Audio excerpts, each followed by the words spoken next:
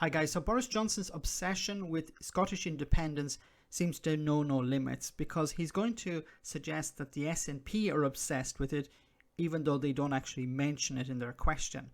Now, this was a back and forth between the Prime Minister and Ian Blackford, the leader of the SNP in the House of Commons. But once again, Boris shows nothing but contempt for the SNP. Go to the leader of the SNP, Ian Blackford. Ian. Thank you, Mr. Speaker. Yesterday, my brilliant colleague, the member for Airdrie and Shotts, made his final speech to this Parliament. He is standing for the Scottish Parliament and is doing the right thing by stepping down as an MP. By doing the right thing, he will avoid a dual mandate and a separate by-election that would cost the public £175,000. Mr. Speaker, the Scottish Tory leader is also seeking a place in the Scottish Parliament, but is refusing to step down as an MP. So, as his boss, will the Prime Minister order the member for Moray to resign his seat, avoid a dual mandate, and save the taxpayer £175,000? Or are dual mandates one more Tory policy where they think greed is good? Okay, there's so many things to talk about here. So, of course, the dual mandate, first of all, the idea that a politician can sit in two houses of parliament and receive two salaries. How is that acceptable? How can anyone justify that? Now, Boris Johnson will attempt to justify it. But the second point, of course, Boris Johnson suggested that greed and capitalism allowed the UK to lead the world in releasing and rolling out the vaccine. Prime Minister. I think my honourable friend, the member for Murray and Ross, is doing an excellent job of holding the Scottish National Party to account for their manifold failings, not least on education, failing to deliver on crime, and failing, in my view, to deliver for the people of Scotland, so caught up as they are in their desire for independence and another referendum. And for separation. I'm amazed, actually, that he hasn't mentioned it so far, but perhaps he will now. Boris Johnson is more obsessed with a referendum than the SNP. The SNP hardly ever mention it in the House of Commons. Why would they mention it in the House of Commons? It's pointless. It's an internal Scottish issue. But Boris Johnson is obsessed. You know, he claims to be against it, but he keeps bringing it up all the time. Let's go back to Ian Blackford. Ian. Simply yet again a Prime Minister failing to answer a question, and that charge that greed is good in Tory policies. Mr. Speaker, we know that Tory leaders in Scotland have a habit of dodging democracy. Baroness Davison is fleeing the House of Lords, and the current Tory leader is too feared to stand in a constituency. No wonder this morning's Daily Record declared that the Scottish Tories have exposed themselves as shameless, as nasty, and just plain daft.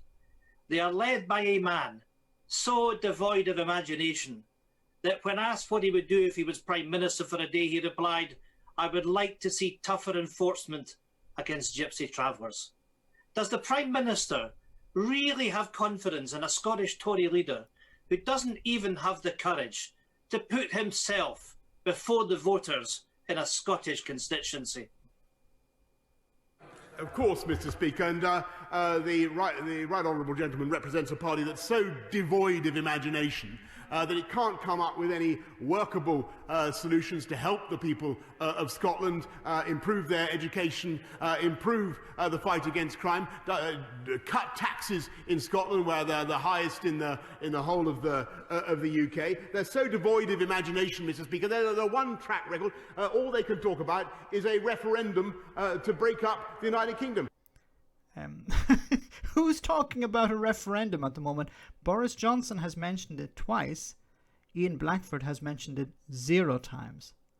That's their song. I'm amazed, actually. It's twice he hasn't mentioned it. Maybe he's getting nervous of singing that particular song. He's getting nervous. Look, I have said to both Boris Johnson and Jacob Rees-Mogg, who like to talk about referendums, why are you afraid? If you believe the union is strong, You keep saying the union is strong. If the union is strong, why are you afraid to test it?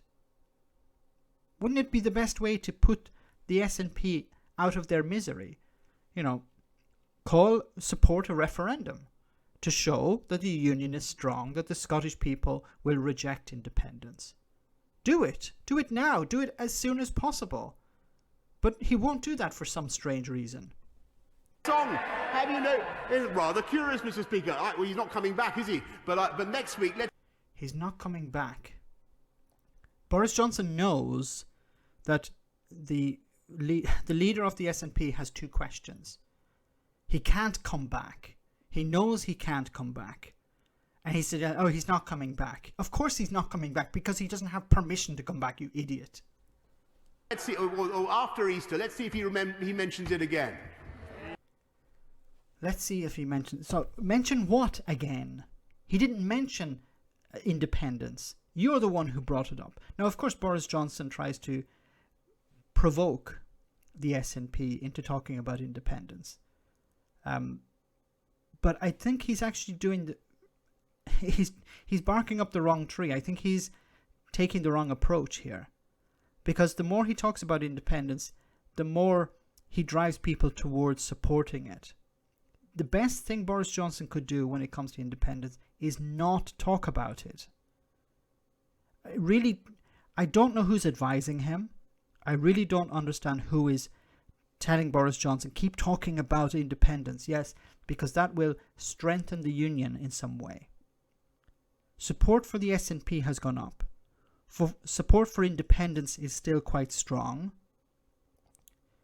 And the more you talk about it, the more you convince people that they don't like you. They don't like Westminster. The way that you treat MPs, especially from Scotland, with absolute contempt, demonstrates that what is the point in us engaging with Westminster when you just treat our MPs with contempt?